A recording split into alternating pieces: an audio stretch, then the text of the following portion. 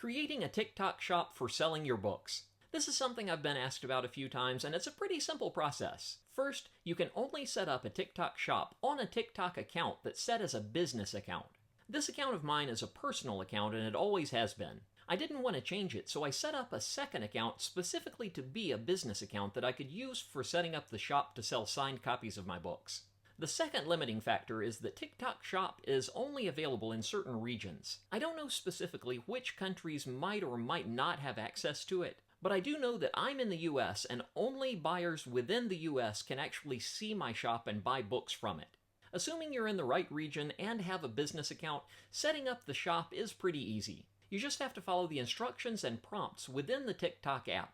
As I recall, I think it had me enter some tax information and other personal details. I think I also probably had to provide some ID to TikTok to prove to them that I'm legit. Once all that was done, the shop was open and ready for me to stock it. I personally try to buy all my author copies for resale from KDP.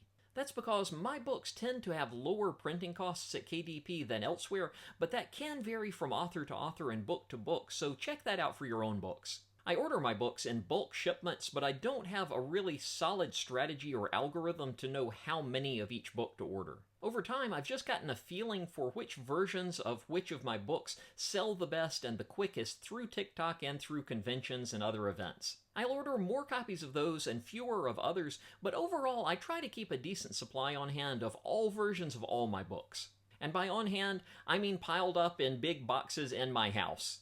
When I get an order through TikTok Shop, I sign the book, I pack it myself, and I ship it out myself. I have an account with Endicia, which I think is the same company as Stamps.com, and I have a postal printer at home as well. So I'm able to print my own shipping labels, and then I arrange through the USPS website to have my packages picked up from my house whenever I have a new shipment ready to go out. So that's a high-level overview of how I set up my TikTok shop and how I keep it stocked.